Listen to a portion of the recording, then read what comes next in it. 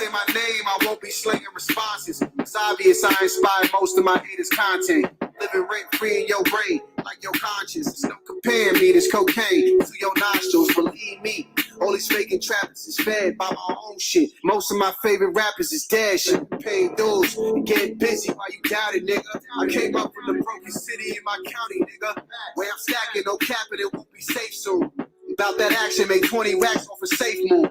With deep thought in that biz, I don't play tunes. Ran a couple plays on the market just to make room. They hustling, chasing figures just to clap and post. Mama said, how you get it, what really count the most. Let the niggas stick you broke, what you gross, get reinvested. Soon as you ascend, that's when growth get really tested. That's on me, I'm about my business, stop playing with me. The track record told you that it ain't a game with me. I've been on this shit, he just came lately. And all these goofy niggas talking ain't the same as me. On me, about that business, stop playing with me. The track record told you that it ain't a game with me. I've been on this shit, they just came lately. And all these goofy niggas talking ain't the same as me. Took a couple years off just to set it up properly. Set a high demand on my intellectual property. Out of reach, they on my P now. Trying to see how this nigga really got the king of Ghana on speed down. Jumping turnstiles, no metro for the buses. Made it worthwhile with the petrol for the hustlers. Oops in the kitchen on fire like it's cooker. Put a body between me and success, I probably would've. So evident, they do it for the likes and the clicks. Yeah, it's just me. I never took a like in the clicks. And if they talking revolution, then I'm driving the shit. So on the stone, it's only right I like them sick. Be hard pressed, find a problem I couldn't fix. I go for you or anyone you standing by, you with. Fuck them. We talking rap, they don't approach it how I do them. We talking Nipsey, I'm the closest nigga to him, bitch. That's on me, I'm about my business, stop playing with me. The track record told you that it ain't a game with me. I've been on this shit, he just came lately. And all these goofy niggas talking ain't the same as me. On me, about that business, stop playing with me. The track record told you that it ain't a game with me. I've been on this shit, they just came lately. And all these goofy niggas talking ain't the same as me.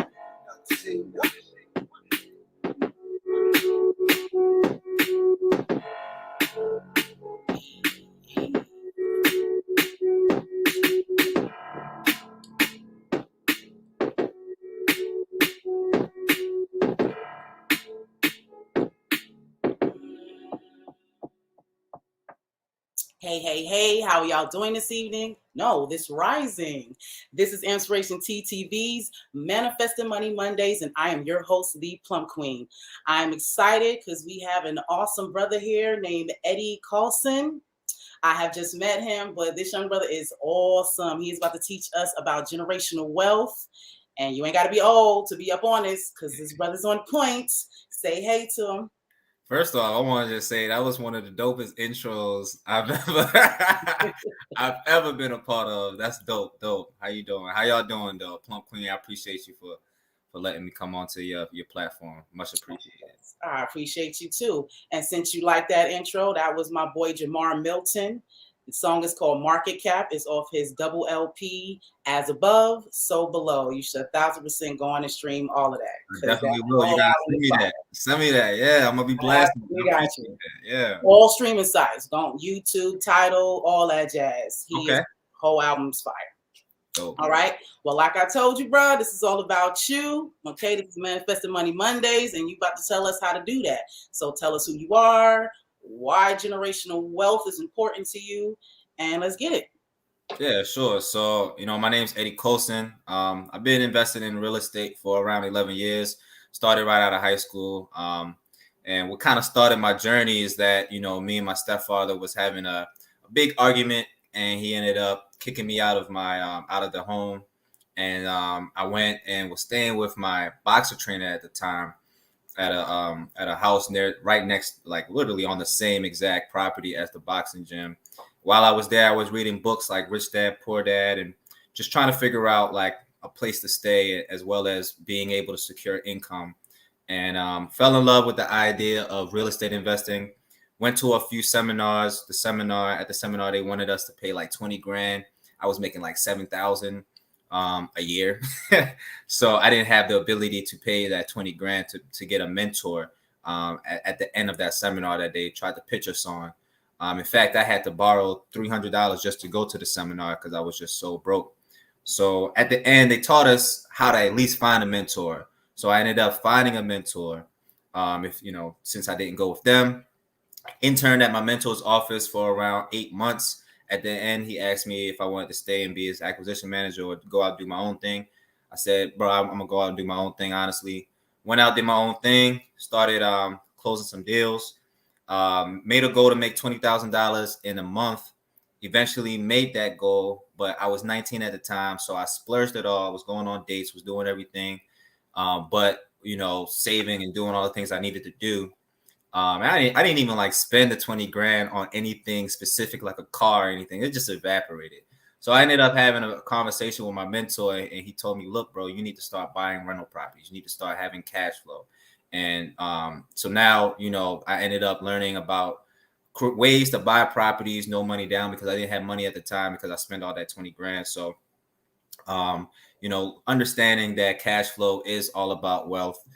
As opposed to just the big flips and things like that. But if you can conjunction both of them, that's definitely good. So but you know, the reason why I want to talk a lot about generational wealth is because when I was growing up, you know, I lived in a very toxic family environment, a lot of bad traumatic experience that I think a lot of Black people had went through.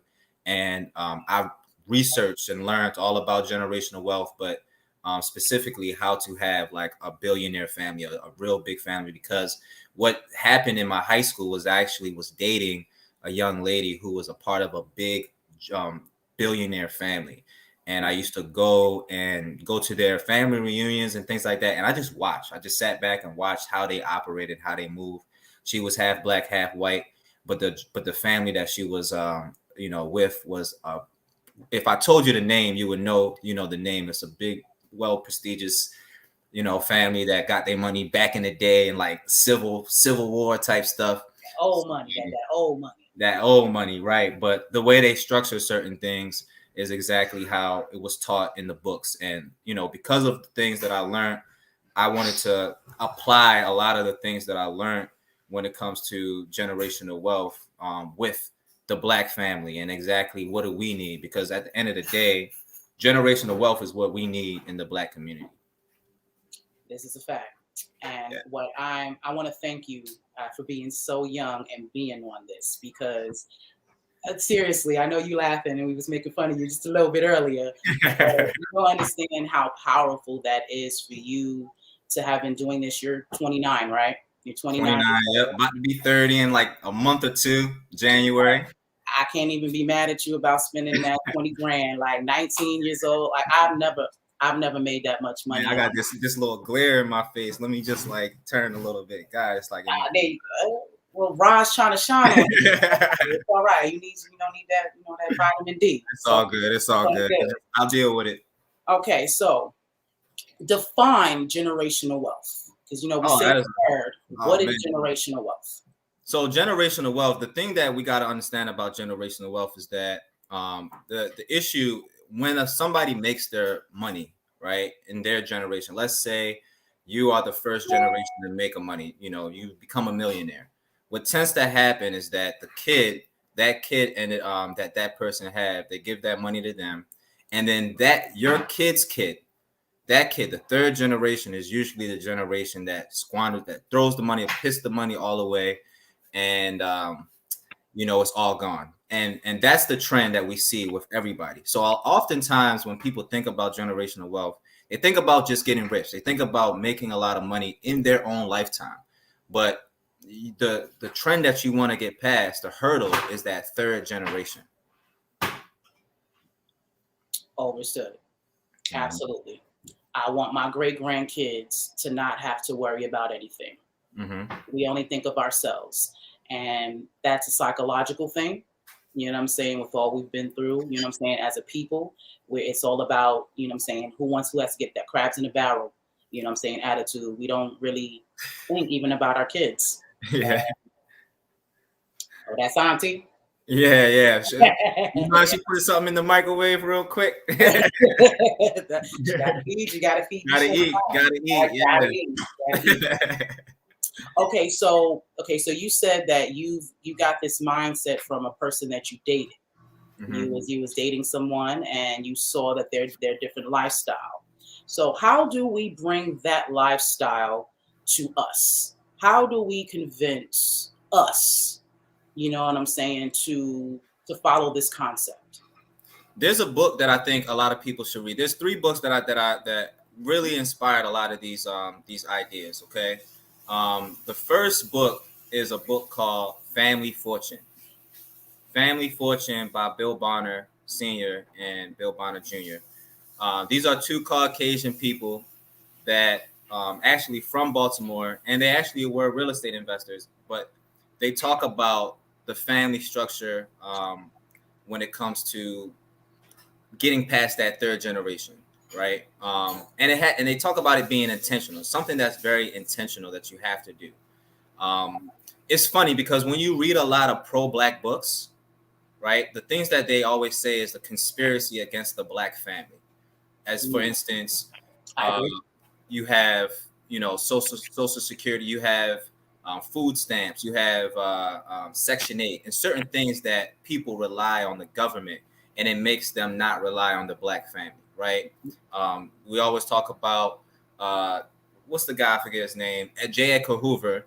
He realized that the backbone to the civil rights movement was the black family, because the black family, they had the ability to have money to be able to pay Martin Luther King and pay Malcolm X and pay certain civil rights activists, and because of that backbone, they were able to thrive so much in the struggle, right?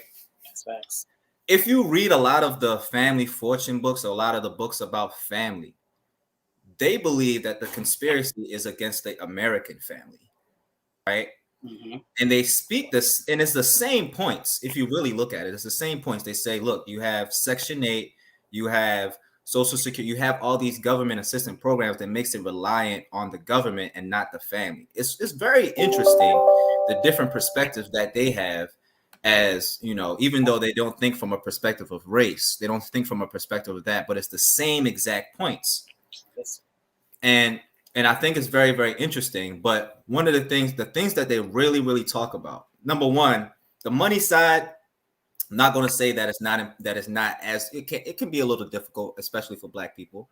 I don't think it's as difficult as we think. But one of the things they say is, like, we want to have simple businesses that aren't really sexy like that, things that you can really teach your kids, and then that can be the family business and things like that. But what they really speak about is having a traditional family, meaning the man is the provider, the woman is a stay-at-home mom, and we have that family structure.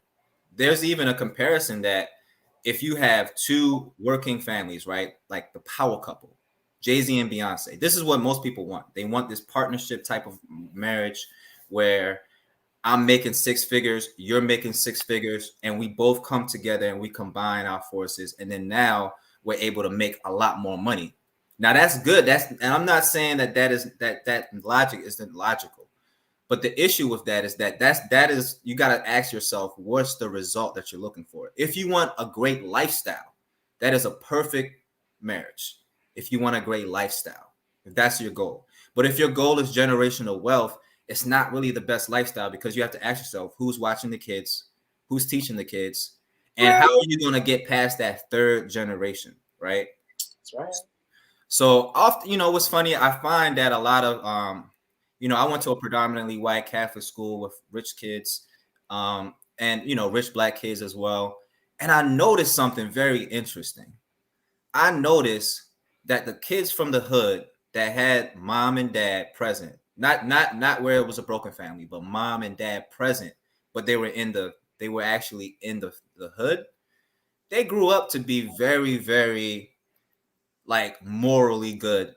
They were able to provide, and they also didn't divorce as much. There were certain things that they had that people from the suburbs, Black people from the suburbs, that had the power family structure where both families, both mom and dad, are making a lot of money. It's funny how those kids end up in jail. Think about that. I have a thought process. I'm listening to you, and I have a thought process about that. And I think that it has a lot to do with, thinking, okay, I'm a Black man. going to a predominantly white school, but I want to be black. I want to be down. So what I see on TV is I see, you know, type of violence. I see gang, I see drug dealing and things like that. So that's what I want to do. And even though I went to a privileged school and all that stuff, I have a friend that went to prison for robbery. And both his mom and dad are like millionaires. His dad has like a Maserati and all that stuff. So it's not just about the money, right? It's not just about the money. It has a lot to do with the family structure. So if you have a household that's making 30 grand a year and the father is a blue collar worker and the mother is stay at home, number one, that's better than a broken family where you have to pay for two households.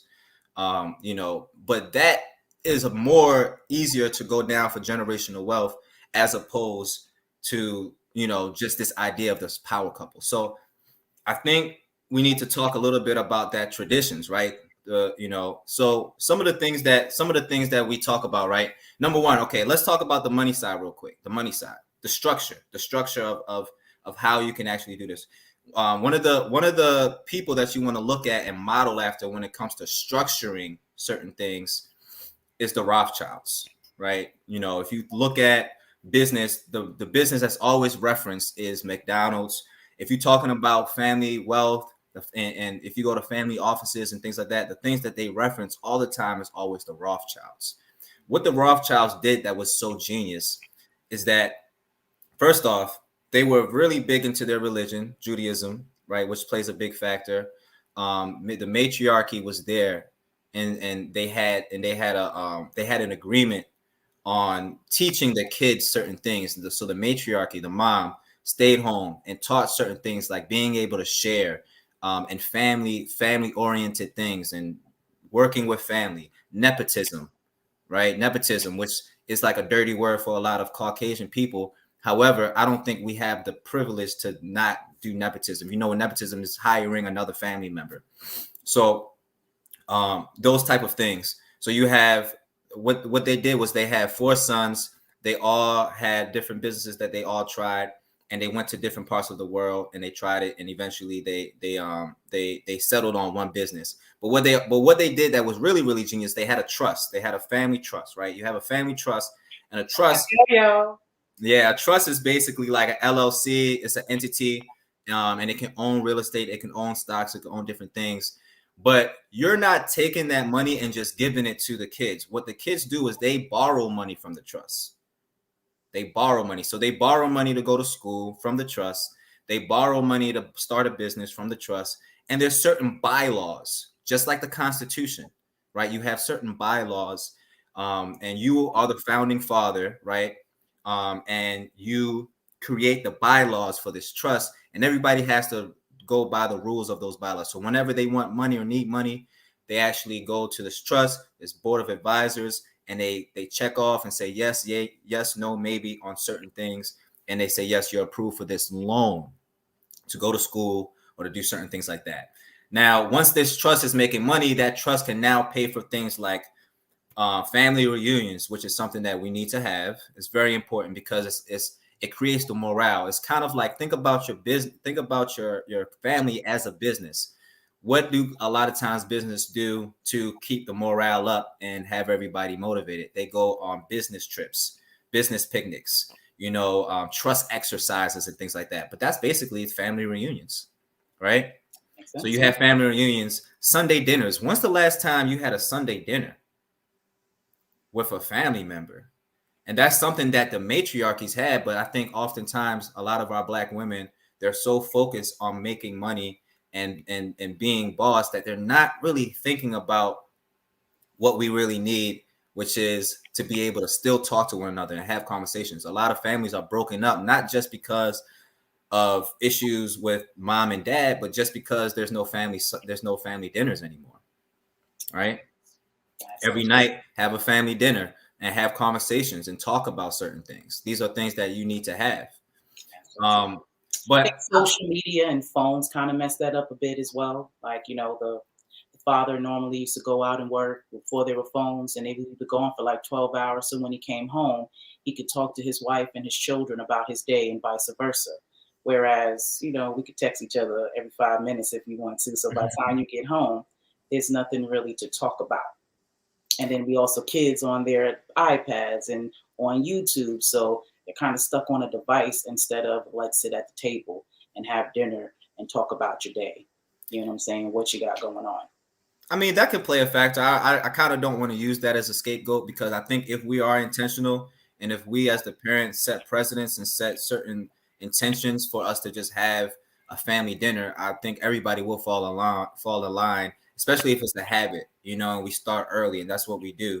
But if that's not what we want to do and we create a habit of just going to your room and being on the phone and everybody eating dinner separately, then that will be the norm. And then when you try and do this family dinner thing, they're going to fight against it. But if you start from the beginning and you have that, I think everybody will be in alignment, and it will just be the norm. It wouldn't even be something that they think like, I don't want to do. So I don't really, I think, put your phones away. We all here at the table and we're going to be talking. How was your day? Right. Those are the things. But I do believe that it does start with the man. Right. And I think here's one thing that I think that we really, really need to have a conversation about, really, really big, is men securing steady, consistent income, right? Because it all starts with the man. And you have to ask yourself, it all starts with the man. It all starts because the man, if the black man is able to make money on a consistent basis, he's able to provide for his kids. So I think we need to have conversations about feminism, because I do believe that started this issue. Not the phones, not things like, but feminism itself is what I think started, because I think we took on a white woman's fight when that necessarily wasn't our fight in the black community. I cannot argue with that. You are right. You're 1,000% right. You are For sure. So Shabaza, what was it? I forget her name. Black Man's Guide to Understanding the Black Woman. Yes, I just posted. I cannot remember the sister's names. Shabazz Ali.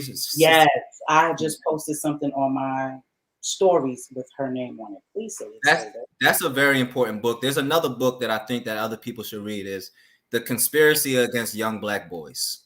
Okay. The Conspiracy Against Young Black Boys. That's another book that I think a lot of people should read. And those two books are literally like oracles. It literally said, this is what's going to happen.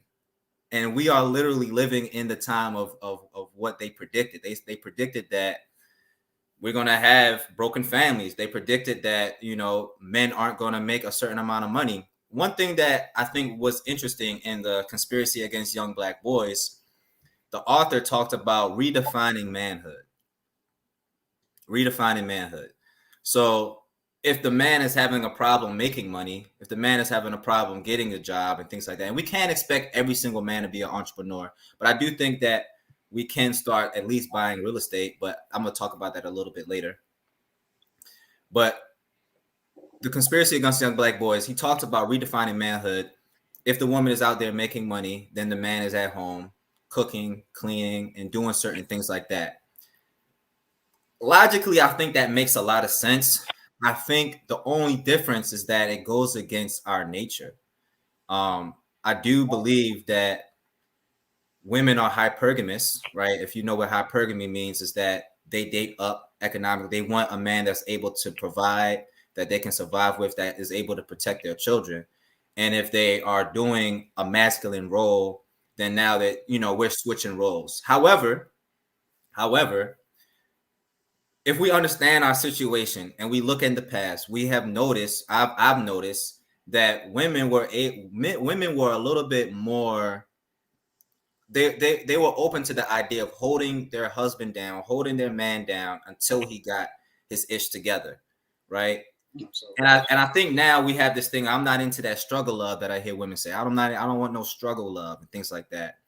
And I think that's a conversation we really need to have a conversation about. So, the job market itself, the job market is a competitive market, meaning that you're competing against other people for those jobs. Back in the day, they used to give money to the man specifically so he can provide for his family. I think at some point there was a difference, there was a shift in what they wanted. Now they were looking for deficiencies. They were looking to find people who needed help, broken families, and they, you know, and they looked to help those people, or they looked to help, you know, women, right? But understand, if you put money into a black man's pocket, you could be saving a marriage. 90% of divorces are about money. So I really, and I'm big on this. I really highly plead with other black business owners, white business owners as well, if you care. Make an initiative, because a lot of people make an initiative to help women, which is fine. It's not a problem with that. But do not turn your back on black men, because black men are the ones who need to be able to provide for their family. So if you put money into a black man's pocket, you could be saving a marriage. And I think it's very important that we have that conversation. That is a very important conversation. But from my stance, I feel like that's mindset. You know what I'm saying? We black men and black women have to have this mindset, you know, that we're important. We don't care about each other. And like you said, breaking up the black family is how that started. You know what I'm saying? Making us feel like, you know, we have to, you know, be equal to y'all as far as finances go. So now it's like, what is your purpose? I do believe that the family structure is important. And I feel like, you know, this modern day kind of puts labels on us and makes being at home and taking care of your children, you know what I'm saying, as a downgrade. Like that's not as important as bringing home money. So it's all about your mind. Your mind controls everything. So if we found each other's roles in the family just as important, then everything will work. It's just like a puzzle. This piece has to fit here. That piece has to fit here. So I 1,000% agree with you. But my thing is, how do we change that mind? How do we change that mindset? Because everything you're saying is true, but in 2021, that's not really the situation. You have like, I have a cousin, you know what I'm saying, who works for UPS. She has to work sometimes 12-hour shifts. She has no choice but to do that. She would love nothing more than to, and she was married. She would love nothing more than to play her role, stay home, take care of her son, but that's not the case. So how do we change our mindset as a people, you know what I'm saying, to make that happen?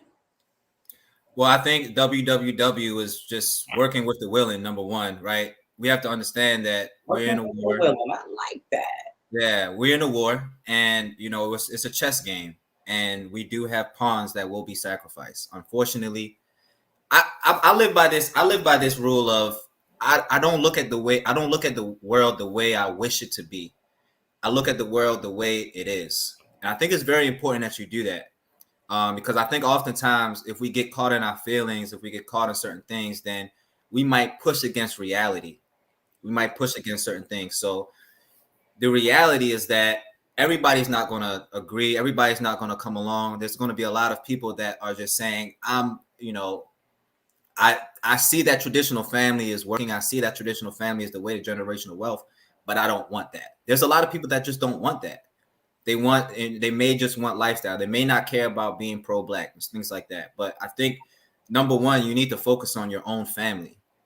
I think if we focus on our family first, eventually our kids can help change this narrative that we have. Well, here's the problem with that. How do you do that when a lot of our families, our foundations are built off trauma? I'll use myself as an example. Right now, I'm building everything on my own. I am 10 of, you know what I'm saying? I'm the first of 10 grandkids, but I'm the only one with my mindset. You see what I'm saying? And I don't have children yet. I'm not sure, you know, my uterus still works, so hopefully I get to use it, but I don't know if I'm going to have kids one day. You know what I mean? So I'm building for us as a people. You know what I'm saying? Your kids, you know what I'm saying? When you have them, because at the end of the day, your children are going to affect me one day. When I get old and they start, you know what I'm saying, running this world and all that, y'all's children is what I'm doing this for. So again, it's like when our families are built on trauma, how do we focus on that? You know what I'm saying? Because I'm definitely focused. I want to build something for my cousins and their kids and give them opportunities. I have a cousin who's locked up right now. He ain't getting out for another 20 years. So, and he's around your age. So I'm trying to build something so when he gets out, he doesn't have to worry about, you know, trying to figure out how to provide, how to find his way in the world and potentially put himself back in a position to go back. So you know what I'm saying? So I'm doing that, but how do you? So the answer is therapy, right? The answer is to get a therapist, and and that can be a part of the actual business plan, because with your generational wealth plan, you want to have a plan for 100 years. Just like you have a business plan for 10 years. What's up, Kareem? You have a business plan for 100 years. But it goes back to what I said earlier, working with the willing. I have people in my family that work with me, and I have people in my family that don't. And as we're working together, we talk to other family members about what we're doing, and what we're doing is we're inspiring people. So you work as an example. If I try to push this information on you and say, yo, this is what you have to do, right? You have to sign this life insurance policy. The beneficiary has to be the family trust. You have to do these things. And if they're like, whoa, whoa, whoa, whoa, whoa, whoa, I don't want to do none of that stuff. But if you say, this is what I'm doing, this is what me and my other cousin is doing, we're doing this, and if you can come on board, you may not come on board. It may take them a year or two, it may take them 5 years, but I find that when you take that approach of inspiring people instead of trying to force people to do something, it's so funny how people come around. It's so funny. So I think if like I said, focus on the people in your own family and work with the willing, and people will see. I had a friend when I started doing real estate, like I said, I didn't have no money to do any of this stuff. And I started making, and I was reaching out to a lot of my friends, trying to get them on board, trying to get them to start partnering with me. It wasn't until I actually, like, one day, one of my friends wanted to, this was like right out of high school. He wanted to be my roommate in a apartment that we was going to do together. I said, yeah, sure. That's cool. I have to go on my way to pick up a check from a real estate deal that I just closed. And so we drove down there, and he saw this check that I got, and he was just like, bro, meanwhile, I've been telling this dude for like 3 years about this, About it. this entire, now all of a sudden he's on board. He's asking me questions. He want to be a part of it because I inspired him, and he saw the results. So if you just do the work, and if you work with the willing, people will see the results, and they'll come on board. They'll come on board. But you don't want to force them. You don't want to push, because if you push somebody, people's reaction is either to, the fight or flight. They're either going to push back, or they're going to retreat and run away. So what you want to do is you just want to be you and inspire, and then people will eventually come on board. All right. You are very AMPspiring. I put my spin on that. So yes, you are very AMPspiring. I appreciate it. Mm-hmm. I'm trying to think what else I can, because I'm all for this. I've been talking about this for the past 3 years in my own way. I actually did a show on trust. So hopefully everything that you're saying is going to have everyone else go to these other, because I'm not financially literate, as I would put it, but I am learning. So I know a little bit about trust. I know a little bit about investing. I know a little bit about this. So I've been trying to kind of put the basics out there so people can go and do their own research. But you are confirming all of the things that I have been saying. And I grew up eclectically as far as when it comes down to relationships and family dynamics. That's another reason why I was saying, how do you do that? Because I grew up from the age of 9 in a Christian home. My mom was a single mother. My grandparents were married, you know what I'm saying? But they had a very toxic, very abusive, relationship. So my mom tried her best to get away from that, but she was a single mom. Then she got into polygamy.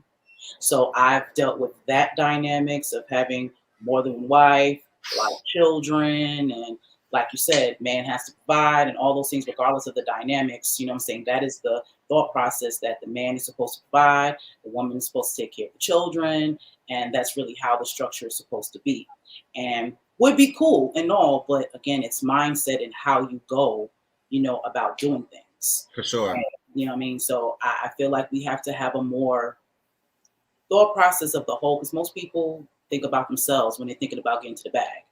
They want to provide for their family. They want to provide for their kids, but their main focus is just getting the bag and, having that. If you focus on the actual family structure, if you are focusing on what your great grandkids is going to be doing, then I feel like that will steer you in the right direction, will help you save and not blow 20 racks, on nothing. You will do that trust and set those things up. So it all starts, in the mind. For Now, sure. now you dated somebody to show you that lifestyle. What about folks who ain't that privileged? You know what I'm saying? To be able to be in those circles, you know what I'm saying, or be able to network like that. What would you suggest for people like that to change their mindset? Start with the 3 books that I mentioned, right? I think Family Fortune, Family Family Fortune fortune. talks about having a 100-year business plan. It does not take much money to just start generational wealth. It really doesn't. You don't have to have $1 million and get started. You just have to get started. And I think that if we just have the mindset, like you said, it's just really just about the mindset. I think back in the day, after when you think about African traditions, it's a family-based type of mindset. We're all in this together type of mindset. Like you said, now in America, the Western philosophy is based on individualism.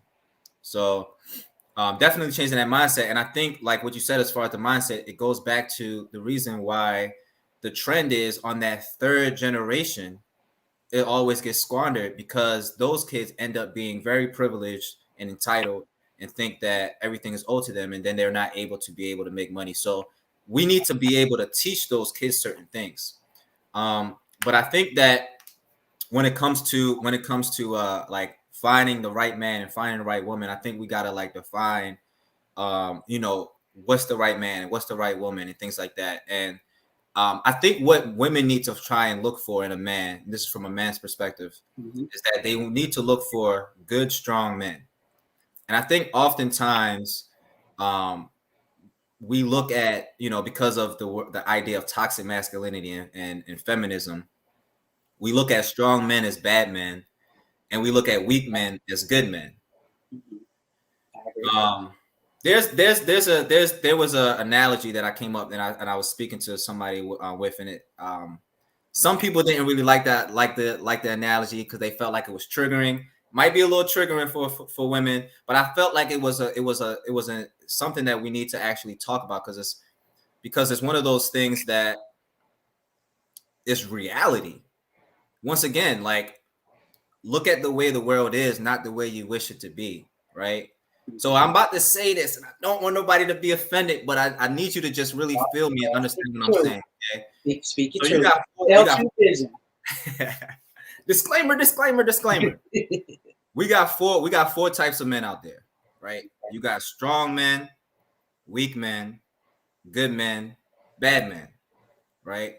Those are the type of men you got. Strong men, weak men, good men, bad men, and they can all be interchangeable. Okay, that was gonna be my question. Okay. So y'all so the strong can be good. Okay, I got you. Okay, I'm with you.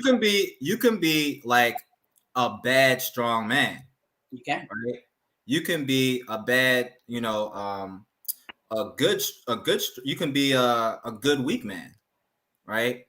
But you can. So I think what happens is right. So a bad man will try. Here's the scenario I want to give. A bad man could come into your home and do some bad things to you, right? Like rape, right? That's what a bad man would do, right? They'll break into your home and things like that. A weak man, which is a useless man, even if he's a good man, he's a useless man because he can't provide, he can't protect, he can't do anything. So a weak man is useless. A weak man would be in the corner and he would almost allow it to happen out of fear, right? That's what a weak man would do because he's useless, no matter his intention. But what do we need? We need good, strong men to be able to protect us from the bad men. Okay. And that's what you need to look for in a husband. So I think oftentimes when you have a strong man that stands on his principles and says, look, I'm going to be the one to provide, I'm going to be certain things, the first thing that women think about is control. I don't want to be controlled. But one thing that you have to ask yourself is, if I as the man say we're going right and you say I want to go left, who are we going to follow? If the man is the leader, we should be going the way that he said to go. Well, let me sprinkle it on Let me you. just say this though. Okay, do you think? Get your thoughts out. It's about the intention of that man. Okay. And do you trust that man? If he's strong and he's a good man, then he would not lead you astray. It's a leader that cares about his family. But that goes back to being able to pick the right man. Okay. And Let me give you an elevated female perspective, not just a female, but an elevated female. Go ahead. Because I get what you're saying, and I agree a tad bit. What I've learned in my 36 years and in a 12-year relationship, my king is definitely king of the castle. You know, all that, as he'll say, he's the captain of the ship, King Dingalang, all that good stuff. So definitely overstand him, you know, saying being the king of the castle. But I am also the queen. So we make decisions together because relationships are never 50-50. They always are interchangeable. And we're both men and women are human. So man or not, you may not necessarily have the right plan, which is why you and I, let's say if we were together, you and I will have that discussion. I'm not going to just say, no, nigga, da, da, da, da, da. I'm going to definitely, you know, give you your just due and respect. But if your plan going right ain't the right way, it's my job as your queen to consult you with that and let you know that and give you other options, because what you do does affect me, and if we have children, affects our children. So to say to just blindly, you know, because you're the man, and if you go right, who's leading, I feel like that's a joint job, especially now. I can't speak for in the 60s and the 50s, and life was different. The world that we're living in now, you know what I'm saying? We have to be a true team. Definitely lead me, especially especially when we're in public, you know what I'm saying? All that good stuff. But I feel like that has to be tweaked a bit because coming from experience, I know several men, you know what I mean? They got great intentions, you know what I'm saying? But you know what I mean, their plan's just not cool and can definitely put their family in compromised situation. And no, his wife should not sit there and allow that to happen when she has a better plan. So that's the only thing. Yeah. And I respectfully disagree. Okay. But I will say this though. You said consult, right? You know, we have a conversation, you know. The woman says, look, this is my concerns, these are things like that. As a leader, you're supposed to listen to these concerns. You're supposed to take them into account. You're supposed to have those conversations. After we have that conversation and we think about it, and it is also the leader's job to explain and to consult and say this is why and so forth and so forth. But at the end of the day, who's the leader, and who's gonna have that? Who's gonna say, okay, this is what we're doing? I don't think the rules have ever changed. Now, you are right. Like if this person is a bad leader and you continuously lead down a straight, nobody is going to follow a bad leader for long. However, at the end of the day, there's this is the ship that we're on, and the captain of that ship tells you where we're going. Well, I'm gonna say this. That's a very masculine perspective. To be quite honest, that's how this world is being run, and I'm gonna keep it real with you. You see the state that it's in. So I'm going to, you know what I'm saying, advise you to might want to tweak that, because again, even in the army, yeah, you have this captain, but you got generals. It's a hierarchy. It's not just because this person is at the pinnacle. And I know that this is gonna be a pushback. You know what's funny? I'm an investor, right? I have people that come and look at rental properties and things like that. It's very interesting the difference in the ethnicity group, right? I'll have a Spanish couple come and look at a rental property that I have, and they want to rent out properties. And it's very interesting how the Spanish community, the man is the one that's making the decisions, doing certain things and things like that. I don't know what happens in between their home and what they're conversing about and things like that. But the man is the one that's saying, okay, this is what we're going to do, and signing the lease and everything like that. Same thing with the white couple. But when the black couple comes in, it's very interesting how the black woman is usually just like they're running things, and they're just like a lot of times they don't want their man to know about this, they don't want their man to know about that. And why is that? Can you explain to me why that is? Mindset. We don't trust each other as a whole. We don't trust each other.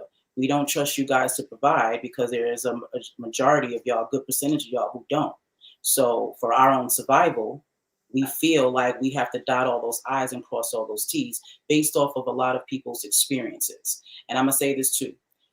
Everybody's journey and how they do things is different, and it's no right or wrong in that. If you're the type of man who feels like you're the captain of the ship, and that's how that's supposed to go, then you are going to attract the woman, you know what I'm saying, who has the same mindset. So when it comes down to things like that, I don't look at it right or wrong. Mm-hmm. If that's how, you know what I'm saying, your world works, then that's how it works. And you know what I'm saying, it's going to work properly. For me, mine's is a little different. Like my king's on the road a lot. He's a truck driver. Mm-hmm. So, you know, he makes decisions, but I technically live alone. So I do things on my own. Our family, our relationship dynamics works for what we do and how we do things. So a lot of people wouldn't think, you know, that he runs the ship, but he actually does. You know what I'm saying? But that's our business. And you know what I'm saying? It works for us. So I wouldn't say that to look at those dynamics and say that that's a problem. To be quite honest, a lot of other nationalities go through traditions. And which is why their family dynamics is cool. If you look at the Mexicans, people say what they want about Mexicans and where they are in life, but their family structure is on point. They work together. They'll have a billion kids, you know what I'm saying? And Pablo and all of them will be on that truck every day doing their construction. They do what they got to do. They live together. If they got to be 12 of them in a 2-bedroom apartment to make it work, that's what they're going to do because that's what they're taught. That's, you know, that's been embedded in them. We have been all screwed up. And a lot of it working. And what we've been doing hasn't been working. It has. And we have nothing but broken families after another. And I think what's going to eventually happen if we don't get our ish together, I think we can literally be extinct. Because there's I'm gonna send you an article. I'm trying to remember. I think it's Argentina. Exactly what, because Argentina was a black country at one point, and now it's all white. And if you look at the history behind it, every single thing that has happened in their past that made them now all white and this black people are literally extinct is basically the same stuff that's happening now in America. I want to send you this article. I'm gonna send it to you, and you can definitely check it out. But I will, because from my perspective, I think that when I went to those family offices, we don't really have that problem. I'm gonna keep it above. That's part of all this, like, what problem? You know, mixing and stuff. As far as, you know, us mixing, as far as us black people being extinct, that's I from my perspective, that'll never happen. It's one of the reasons why a lot of people don't like the whole mixed. You know what I'm saying? Because one drop, just like they said in slavery, all you need is one drop. I understand. I definitely get that. That makes sense. But I think once again, I think we gotta live in reality. I think one time in the pandemic, right, when the coronavirus came and everything like that, a lot of people in America had this mindset that, oh, that will never be America. Nobody ever thinks it's ever going to be them. Nobody ever thinks that bad things could ever happen to them. That, you know, something that a natural disaster in another country, things like that could ever happen in this first world America. But it came here, right? And I don't necessarily know like the political, like there's political ideas about coronavirus.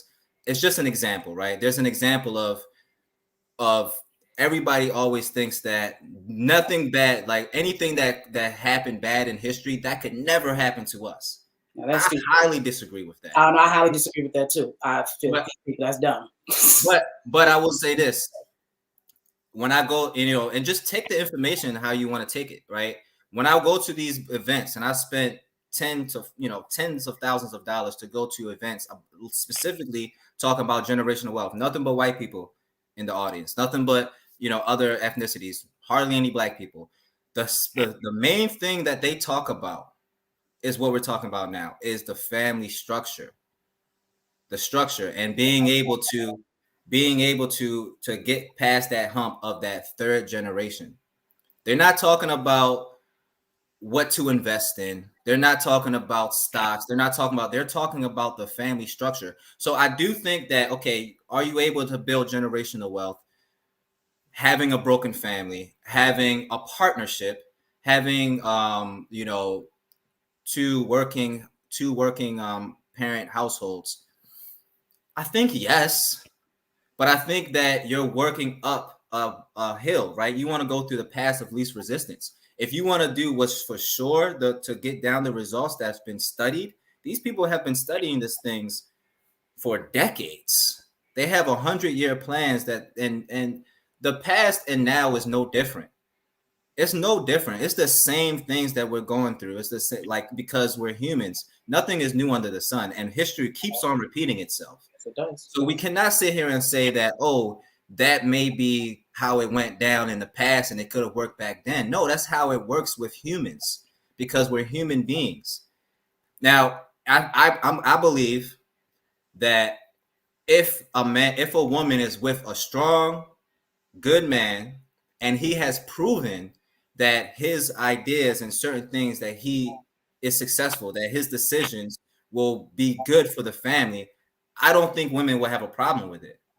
The problem is that we have been traumatized by weak men who have not been able to provide and protect, and we've been traumatized by bad men who have abused their power, and now women do not trust men. But I believe that if a man have proven himself consistently and shown that his decisions will warrant good things, I believe it would not be a problem for women to actually say, you know what, babe, I don't know. I kind of think that this might not be the best move for us, but I trust you and I'm just going to let you rock and we're going to see what happens. And I think that's how I it agree is. with that. But I think the pushback comes from trauma. It Yes. comes from trauma. It comes from certain things that happen. Unfortunately, it's always and unfortunately, I like to look at the way the world is. It's always the man's fault, always. Even like, and because we're the leader, that's the burden of being a man. But it's always the man's fault, and I don't mean that in a bad way and saying, but that's just the burden of being the leader. So I think it's important for us as men to be able to secure consistent income. And this is another book I want Black men to read, people in general, is The Richest Man in Babylon. The first rule of money is to secure consistent income. So that means that we need to get a job. We need to be working 2 jobs, 3 jobs, 4 jobs, because fellas, our women don't trust us.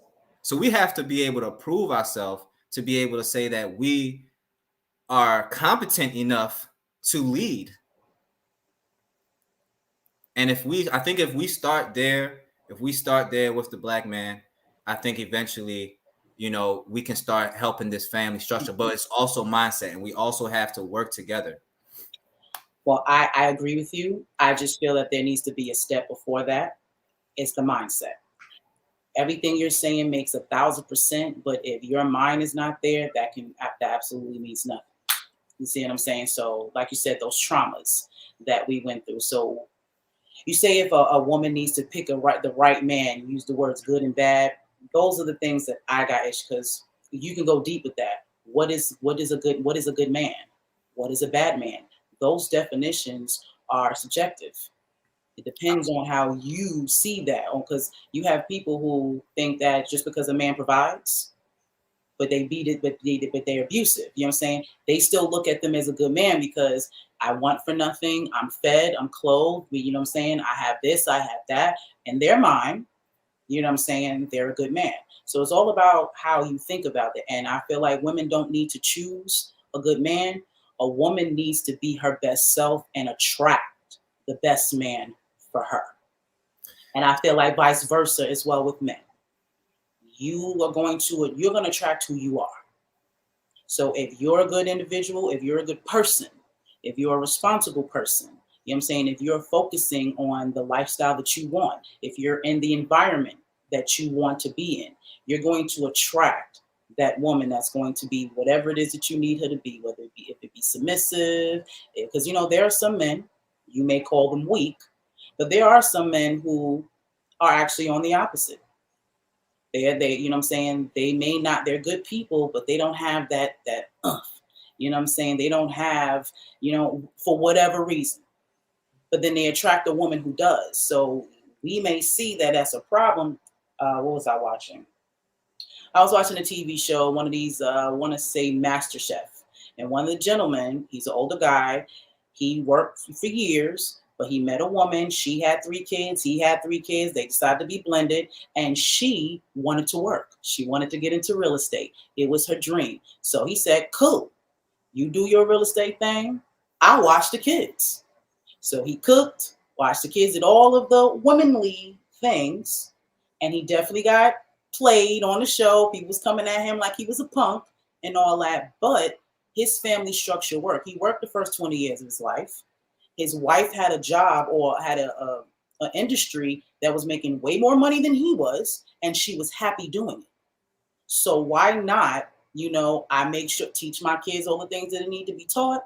You know what I'm saying? We still live in the lifestyle that we want, but the roles are kind of switched. So who am I to say that that's wrong? And who am I to say that he's weak? That sounds smart to me. His family dynamics is working for them.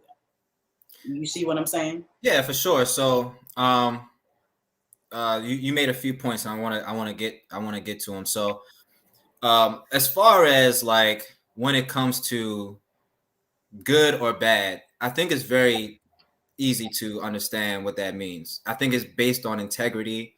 It's based on your intentions. You can be a good person, right? Meaning that you want good for your family. You want to do good for your family. You won't hit women. You won't abuse people. You won't do those types of things. People that do those types of things are bad people. If you lie, you're a bad person. If you don't have integrity, you're a bad person. If you have integrity, you're a good person. It's pretty cut and dry. There's no like, But you messed it up when you said lie. See, that's not cut and dry. That's not cut and dry. You're saying if you lie, you're a bad person. I've definitely lied in certain situations to get me in certain places. Am I a bad person? Absolutely not. So this is what I mean when you say lying. Lying. Well, what you're lying about? Me lying about an address that I live at so I can get a better job. I lied. But that doesn't make me a bad person. I'm trying to put myself in a better position because the rules say because I don't live in this jurisdiction, I qualify for job and all that. It's just like my mom did the same thing when I went to school. She wanted me to be in the Bella Elementary School, so she used my uncle's address. Had they known about that, she'd have got in trouble. That was a lie. That doesn't make my mom a bad person. So that's why I said it's subjective. You can be a good person and do something that's bad, and here's the thing, like lying is, and this is getting too tit for tat when it comes to that, because I think that's something small, but I want to just address it, just because lying is something that lacks integrity.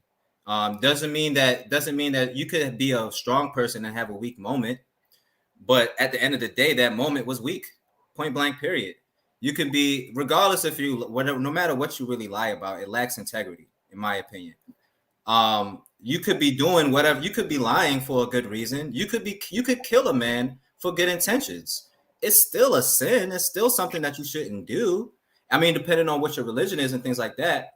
But at the end of the day, we know what's good and bad. Let's not sit here and pretend like you don't have to go to read no book to know what's something good and what's something that's bad.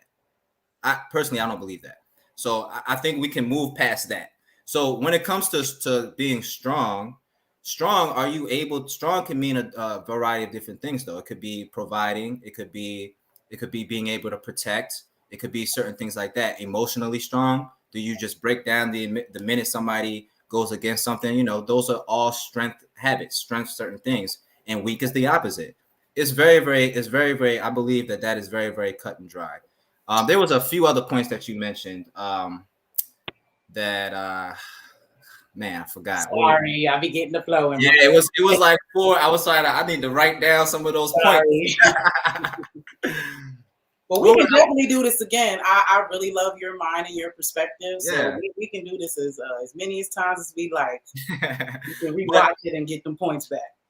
I do believe that, you know, it is mindset. It is something that you have to think about. But I do believe also that women should have a man to help pick the right man.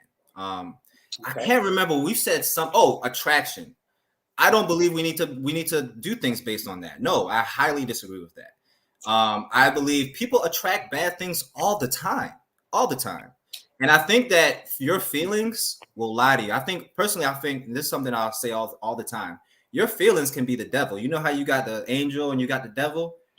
Your feelings are the devil. Your feelings will tell you not to wake up and get out of bed when you know that you need to work, or else you'll get evicted. Your feelings will tell you not to go to the gym, even though you're fat and you know that you're out of weight and obese and heart failure and all those things. But your feelings will tell you not to do that. You know, Between feelings and attraction, like. Well, I think attraction is based on. I don't have feelings for you. I don't know you, but we are like-minded. We were attracted. Me and Kareem talking So right now we're in the same frequency. So we have attracted each other in each other's lives right now to have this moment. Has nothing to do with how we feel. So that's what I mean. Like. Right. But one second. So I just want to finish my point real quick, and then 1 second. So you have two types of feelings, right? You know, the feelings.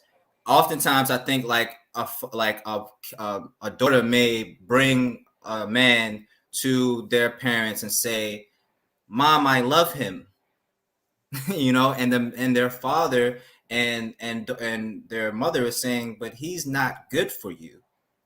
He's not the right man to marry."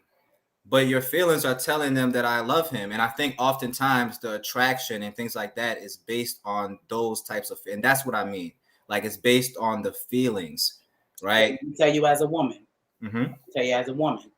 most of that is based off our insecurities. Again, why you attract somebody. Most women are looking for a man to love them because they don't love themselves. We are taught that we are validated. Our beauty is validated, and who we are is validated by y'all. If you have a bunch of you trying to come at us, then we're valued. If there's a lot of y'all attracted to us, then that means we're beautiful. So we based our value on you. So that's why a lot of us, you know what I'm saying, even though you'll be bad in all types of ways, but you make us feel a certain way because we haven't given that to ourselves. And I'm telling you from experience. So that's why I say it's a difference between attraction and your feelings. Because yes, as women, we're very emotional, and we're also taught, you know what I'm saying, to find a man, find you a good husband, you know what I mean, have some kids, do the home thing. That is the consensus of what we're taught. And naturally we gravitate to that. So that's why a lot of us make those decisions. So again, back to knowing yourself, because if you love yourself, if you have a certain rapport with yourself, you're going to automatically attract what you need. Now, that's my perspective and what's happened in my life. I also wanted to address what you said earlier about the different dynamics, a man being at home and how he was trashed when you were talking to him and things like that. Right, yeah. A man being at home. Now, that I mentioned that earlier in the conversation about the book, Conspiracy Against Young Black Boys. The Conspiracy Against Young Black Boys. I think that's logical. It's definitely logical, to have a man stay home and do those things. And I'm not against that. I just think it goes against our nature, and that's also something that's logical that I think about too. I think it's going to be hard for most men to want to do that. And I think it's going to be hard for most women to be able to respect that man. And I think one of the things that men want from women more than anything, more than love, more than all that, they want respect. And it's hard, sometimes a man will be stubborn and not want to deal with a woman because she doesn't respect him. And, and a woman may be, stubborn on certain things because she doesn't trust him anymore and things like that. So I think those are the things that we need to think about is like, is that really in our nature? What's wrong with a man going extremely hard to try and get this money and focus on that? And I think that's also something that we need to talk about as men too. what's the strategy for wealth? What's the strategy for when you want to get married? I don't think men should try and get married until they're 35 plus. I think you need to focus on getting as much money as possible. Build your fortune as much as possible. Do not rush this, because there's a lot of guys like myself who's very eager to get married, very, very eager, but they're not ready. Not mentally ready, not emotionally ready, just not ready. And then one thing, solo shot so they can hear you in the back. Say that again. we're just not ready. You know, if you're not ready to get married, dude. And by the way, guys, this is stuff that I'm learning. This is stuff that I'm reading. But I've been learning this stuff for going on 11 years now, right? And I see the people who make it work, and they're very traditionals, and I see the people who don't, and they usually, are not. They're very untraditional, and they have an unhealthy relationship, and it ends up being broken up at some point. So as a man, and there's this whole men going their own way, red pill, and things like that a lot of men are starting to gravitate towards, because they're starting to feel that they're starting to see, okay, black women are turning their back on black men. Black men are turning their back on black. A lot of people have really turned their back on black men, and I believe that is true. So, like, a lot of people are going to places like the red pill, and men going their own way and those things, and they're thinking about that. However, in those spaces, they all preach to not get married, no marriage. We don't need to be married. Stay by yourself, because they're thinking about lifestyle, not about generational wealth, not about the black family. Understand, black men, it is a risk. It's a risk. It's a gamble when you get married. I'm not going to sit here and act like it's not. It's a 50-50 chance that you're going to actually, this is going to be successful. I think it's 45% of divorce rates in America, right? And it's usually the woman that ends up getting that divorce. They're always the one that files for it. 9 times out, like, I don't know the percentage, but a good amount of time. And 90% of the reason why people divorce is because of money. It is better in your interest, because you can take the gamble if you're a millionaire, because at that point, if you pay alimony and pay child support, it doesn't matter. You're a millionaire. But if you're making $20,000 a year, that is a gamble. That is a huge gamble, and it's not something that you should do. And it's also, you're not going to be able to provide. So something you got to ask yourself is, first off, are you able to provide for yourself? Are you successfully providing for yourself? And then when you think about, when it comes to family, can you provide for 3+ people? Because now you're going to have your wife, as well as your kids, more kids, so forth, and being able to provide for them. So 35 plus, get to the bag, wait till you get married at 35 plus, and then from there, that's when you can start the family wealth. That's when you can start. But it first starts with the man, and the man has to first secure income. 90% of all millionaires made their money in real estate. The hood has a bunch of dilapidated properties. You're able to, because you're black, because you've grown up with grandma and grandpa, you know how to talk to the elderly in the black community. White people that invest in real estate oftentimes go through intermediaries like wholesalers and realtors and things like that. Black wholesalers, black realtors, and then they end up selling those properties to white people that don't live in the neighborhood of the hood, right? We need to start buying those properties. The best way I think that we can do that, is to actually stay in the home that we was raised in. At some point, everybody's going to die, and eventually, that's when all of a sudden the house is free and clear. All of a sudden, but we have this mindset, like you said before, where we want to have a certain lifestyle. So we go out and we buy another property when we could have just moved into our grandparents' house, got that free and clear, stayed there, and build. But you have to have that mindset of generational wealth. You have to have that mindset of family, as opposed to just lifestyle. So, I mean, these are things that I talk about all the time with my friends. These are the things that I'm reading, and these things that I'm working towards. Yeah, for sure. So at the end of the day, it's always the burden of the man and being the leader. And if you want to do these things, which I think is the right way, is the natural way, and it's the better way for generational wealth, is the nuclear family where the man is the leader. You first need to get your bag up, brother. Gotta get this money. And that's living in reality and not on how you wish. So I don't want, people to sit here and be like, oh, like Eddie's saying, um, just don't get divorced and be broke. I'm not saying that. Definitely get your money, but I do think we need to start thinking more so as a team as opposed to just shunning men and if you're somebody who has a business and things like that, please make an initiative to try and provide, not provide, but hire black men. All right, Eddie. We gonna have some other talks because we can talk all day I about the know. whole I know. structure and whatnot. Because I 1,000% agree with you. But I just feel like you're focusing on the men, and I feel like people need to do that. You know what I'm saying? Period. You need to be what it is that you want. If you want to, and sex is another thing we talk about. So we say, well, how we need to stay together and not get divorced and do this all the stuff, but how about we get into the right relationship from the giddy up, and all of that extra stuff won't even be, an issue. You know what I'm saying? If you are a man with your type of ideals, you absolutely need to be financially, what I'm saying, straight to take care of a family. If that, especially if that's your mindset, you're the king of the castle and I have to provide, then you need to be able to do that. But what we do is we get with people and we have sex. And then we get into these, these mindless relationships, and then we have babies. So now we have these automatic responsibilities now with no real thought process and meaning to be in that. You see what I'm saying? So we can eliminate all that. There wouldn't be a divorce if we actually knew who we was marrying. Like for me personally, I will never do the legal marital thing in this country. I'm gonna say that. You know what I'm saying? Because to be quite honest, for me, it's a business thing.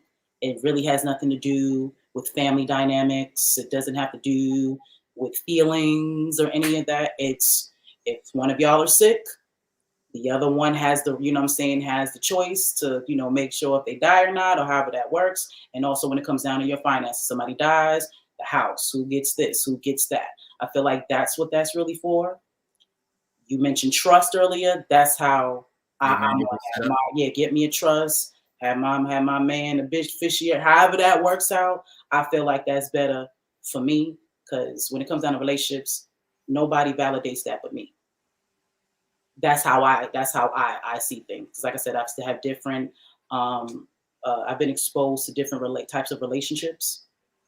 You know what I'm saying? Both monogamous and Christian, monogamous and not, polygamous. I've seen it all. So for me, when it comes down to the relationship, that has to be deep. That has to be fulfilling. That has to be spiritual and all of those things. You know what I'm saying? For a real marriage. I wouldn't marry nobody that I wasn't with for 10 years at least, because you don't know who you with these days. And we all come with a package. Everybody, you meet your representative. You need to comb your beard out a little bit before you got on here. That ain't how you woke up. You had to get that right and tight. You know what I'm saying? You meet people's representative. Who that person really is who you got to live with forever. Is a long ass time, man. People don't understand that. Forever's long. So that's a long-term decision that you shouldn't take lightly. And sex should not be the thing that, that dictates that or even is the foundation of it. That will eliminate, honestly, divorce. A lot of people are married to folks that they ain't got no business married to because they had babies, because of the money, because our families are prominent. So that's going to be the right thing to do. Yeah, that ain't how that's supposed to go. So yeah, we can talk about this all day.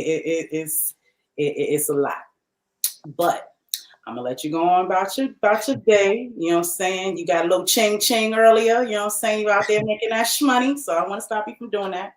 Please let us know where to find you, how to get information from you. For sure. So you can definitely go to my YouTube channel. I talk a lot about real estate and family dynamics and generational wealth on My YouTube channel, just type in Eddie Colson, EDDIE, last name Colson, COLSON. And if you want to join the mastermind where I talk about how to invest in real estate without using any cash, any credit, and it's not just about wholesaling, if you're familiar with that, but actually buying properties and keeping them as rental properties, no money down, no credit used, and keeping them as rental properties or keeping them to live in. It's a strategy called house hacking and things like that. Go to realestateinvestingscoop.com. That's realestateinvestingscoop.com. It's $27 a month right now. Prices will be going up soon, but as of right now, the price is $27 a month, keeping it relatively low for the people. So come through. Yesterday's price ain't today's price, so you best to get on it before it goes up, because this brother's in high demand. Like, this is a young mind. I'm very impressed with you. You know what I'm saying? I appreciate your perspective. I appreciate you coming on here, and I'm looking forward to doing great things with you, especially, you know, coming on this network and whatnot. I really appreciate you. Oh, for sure. Shout out to Kareem. Thanks for the intro. Shout out to Kareem. All right. Well, of course, guys, you know the best way to support AMPspirationTTV, you can make donations. Our Cash App is AMPspireMedia999, and our PayPal is me, Plump Queen. You could also check us out on Anchor, and Anchor is going to stream us on Spotify, Apple Podcasts, Google Podcasts. So you're going to get all this Amspiration in several different places. This is our link tree to find everything we have going on. We have links to all of those Anchor places. We also have our YouTube, and we also have our Tifi's Corner link that you can find. Best body care products on the planet. www.tifiscorner@apothecarycenter.com. Make sure you get your subscription. It's only $22 a month, and I promise you, Tiffany is awesome. Yeah, Eddie, you need to holler at them. We definitely got that beard oil. We got, you know, we got that right for you. Everything this woman makes is from scratch. She is awesome. Love it. You definitely need to check her out. And also, y'all know I've been taking care of myself throughout this pandemic. Okay, any ailment that you have, I promise you, you need to go to Quantum R&D and check them out. I've been getting my Alpha 7 there. That is how I've been making sure that my immune system has been on point, so I do not have to worry about what's going on. So absolutely hit that link, get you some. Okay, so we can take care of ourselves. I love y'all. Appreciate y'all's time and energy. Appreciate you, Eddie. And of course, y'all be inspired. Peace.